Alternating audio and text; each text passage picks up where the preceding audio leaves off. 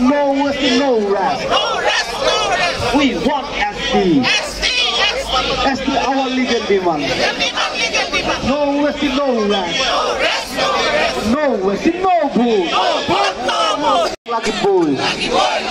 No ST, no rest. No ST, no rest. Give us the business of go back.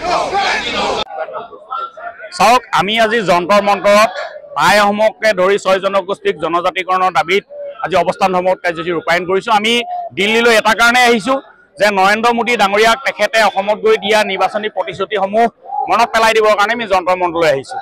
আই অসমকে ধৰি 6 জনগোষ্ঠীক জনজাতিকৰণৰ ক্ষেত্ৰত যি প্ৰয়োজনীয় মন্ত্ৰীগোট প্ৰতিবেদন, সেই মন্ত্ৰীগোট প্ৰতিবেদন ইতিমধ্যে অসম চৰকাৰে অসম বিধানসভাত দাখিল কৰিছে আৰু সেইবাবে অসম চৰকাৰৰ অসমৰ মুখ্যমন্ত্ৰী ডক্টৰ হিমন্ত বিশ্ব শৰ্মা ডাঙৰীয়া নিশ্চয়কৈ ধন্যবাদৰ পাত্ৰ। আমি সকলোৱে তেখেতক আৰু অসম চৰকাৰক আমি ধন্যবাদ জ্ঞাপন কৰিছোঁ। কিন্তু বিষয়টো ইয়াতে শেষ হ'লে নহ'ব। আমি অতি শীঘ্ৰে কেন্দ্ৰলৈ ৰাজ্য চৰকাৰে প্ৰতিবেদনটো পঠিওৱাটো বিচাৰিছোঁ আৰু কেন্দ্ৰ চৰকাৰে অচিৰে সংসদৰ উভয় সদনত আই অসমকে ধৰি 6 জনগোষ্ঠীক জনজাতিকৰণৰ ক্ষেত্ৰত যি বিধেয়ক আছে সেই বিধেয়ক আইনত পৰিণত কৰাটো আমি বিচাৰিছোঁ আৰু অসমখন যাতে খিলঞ্জীয়া ৰাইজৰ হাতত ৰাজনৈতিক অধিকাৰ থাকে, অসমৰ যাতে ভূমি অধিকাৰ খিলঞ্জীয়া ৰাইজৰ হাতত থাকে, অসমখন যাতে চিৰকালৰ বাবে অসমীয়াৰ দপদপনি থাকে, তাৰ বাবে আই অসমকে ধৰি 6 জনগোষ্ঠীৰ জনজাতিকৰণৰ প্ৰয়োজনীয়তা আছে। আৰু আমিও আই অসমসকলে স্বীকৃত জনজাতিৰ কোনো ক্ষতি নোহোৱাকৈ আমি জনজাতিৰ মৰ্যাদা আমি বিচাৰিছোঁ আৰু আমি জনজাতিৰ মৰ্যাদা যি কেটেগৰীতে নিদিয়ক, ST ভিয়ে হওক, ST প্লেনে হওক, যি কেটেগৰীতে নিদিয়ক আমাৰ আপত্তি নাই। তাত কিন্তু আমাৰ যিবিলাক জনজাতিসকলে উপভোগ কৰা যিবিলাক সুবিধা, ৰাজনৈতিক অধিকাৰ, ৰাজনৈতিক আসন সংৰক্ষণৰ সুবিধা, পঢ়া শুনা চাকৰি বাকৰিৰ ক্ষেত্ৰত আসন সংৰক্ষণৰ সুবিধা, এই সকলো সুবিধা সাংবিধানিক সুবিধাযুক্ত জনজাতিকৰণ আমাক লাগিব আৰু এই ক্ষেত্ৰত চৰকাৰে এটা সুদৃঢ় ব্যৱস্থা লোৱাটো আমি বিচাৰিছোঁ। আৰু পুনৰ আমি দোহাৰিব বিচাৰিছোঁ, আমি 6 জনগোষ্ঠীয়ে আই অসমসকলে কেতিয়াও স্বীকৃত জনজাতিসকলৰ সুবিধা কৰ্তন হোৱাটো বিচৰা নাই আৰু এই ক্ষেত্ৰত সকলোকে এই ক্ষেত্ৰত সহযোগিতা কৰিবলৈ আমি আহ্বান জনাইছোঁ।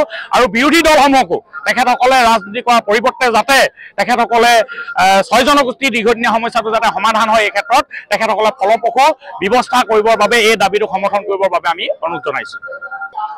যাতে অসম চৰকাৰে যিখন প্ৰতিবেদন কেন্দ্ৰ চৰকাৰে পঠাইছে যে দিল্লীলৈ পঠোৱা আগমুহূৰ্তত আমি এটা কথা ক'ব বিচাৰিম প্ৰধানমন্ত্ৰী ডাঙৰীয়াক, যে প্ৰধানমন্ত্ৰী ডাঙৰীয়াই দিল্লী অহাৰ আগত দিল্লীৰ পৰা অসম চৰকাৰে অসমত যেতিয়া চৰকাৰ বনাব গৈছিলে সেই সময়ত এটা কথা কৈছিল যে অসমত যদি চৰকাৰ যদি আমাক বনাব দিয়ে তেনেহ'লে কিন্তু আমি কেন্দ্ৰীয় চৰকাৰে আমি যেতিয়া অসমত যদি চৰকাৰ বনাব দিয়ে তেনেহ'লে আমি অসমত 100 দিনৰ ভিতৰত 6 মাহৰ ভিতৰত আমি 6 জনগোষ্ঠীৰ জনজাতিকৰণৰ কথাখিনি কৈছিল। কিন্তু এটা কথা স্পষ্ট যে এতিয়ালৈকে কিন্তু আমাক জনজাতিকৰণৰ কথাখিনি কোনো ধৰণৰ তেনেকুৱা মোদী চৰকাৰে যে 10 বছৰ সময়সীমা উকলি গ'ল তাৰ কোনো কথাখিনি তেখেতে কোৱা নাই। তো সেই গতিকেলৈ আমি এটা কথা ক'ব বিচাৰিছোঁ যে আজি যিখন প্ৰতিবেদন মাননীয় মুখ্যমন্ত্ৰী ডাঙৰীয়াই অসম চৰকাৰৰ পৰা যিখন প্ৰতিবেদন পঠাব লৈছে বা পঠাব, এই প্ৰতিবেদনখন যাতে তেখেতক হৰুৱাই দিব বিচাৰিছোঁ। অহাৰ লগে লগে প্ৰতিবেদনখন কেন্দ্ৰীয় চৰকাৰত অহাৰ লগে লগে যাতে তেখেতে আমাৰ জনজাতিকৰণৰ কথাখিনি সোনকালে চিন্তা চৰ্চা কৰি এই 6 জনগোষ্ঠীক জনজাতিকৰণ দিয়াৰ ক্ষেত্ৰত কোনো যাতে হেমাহি নকৰি অতি সোনকালে যাতে দিয়ে, এই কথাখিনিকে আমি সমাধান কৰিব পাৰে। কি ক'ব প্ৰতিবাদী? হয়, আমাৰ দীৰ্ঘদিনীয়া যি দাবী, এই দাবীটো এটা ৰূপ পাইছে। আমি ভাবোঁ যে যিখন প্ৰতিবেদন প্ৰেৰণ কৰিছে সেই প্ৰতিবেদন প্ৰেৰণ কৰা মানে প্ৰতিবেদনখন প্ৰস্তুত হৈছে। আমি ভাবোঁ প্ৰতিবেদনখন প্ৰেৰণ কৰি ডক্টৰ হিমন্ত বিশ্ব শৰ্মা ডাঙৰীয়াই দিল্লীত যদি প্ৰেছাৰাইজ কৰে বা দিল্লীত তেখেতক সন্মান কৰাব পাৰে নৰেন্দ্ৰ মোদী ডাঙৰীয়াক, যে আমি 6 জনগোষ্ঠী ৰাইজে জনজাতি মৰ্যাদা পাম। আৰু আমি এই কথাটো স্পষ্ট কৈছোঁ যে আমাক ST ভি বা যিকোনো যি পৰ্যায়ত দিব বিচাৰিছে তাত আমাৰ আপত্তি নাই। মানে যিকোনো মূল্য বিনিময়ত আমি 26ৰ বিধানসভা নিৰ্বাচনৰ আগে আগে আমি 6 জনগোষ্ঠী ৰাইজক জনজাতি মৰ্যাদা পোৱাটো বিচাৰিছোঁ। আমাৰ যিটো প্ৰাপ্য অধিকাৰ সেই অধিকাৰটো আমি সাব্যস্ত কৰাটো বিচাৰিছোঁ। তেখেতসকলে আমাক দিম বুলি যি প্ৰতিশ্ৰুতি প্ৰদান কৰিছিলে আৰু ডক্টৰ হিমন্ত বিশ্ব শৰ্মা ডাঙৰীয়াই প্ৰথমখন প্ৰেছমিটত এটা কথা কৈছিলে যে 6 জনগোষ্ঠী ৰাইজক যদি জনজাতি মৰ্যাদা প্ৰদান কৰিব লাগে তেতিয়া মইহে পাৰিম বুলি তেখেতে কথা দিছিলে আৰু সেইমতে তেখেতে প্ৰতিবেদন প্ৰেৰণ কৰিছে।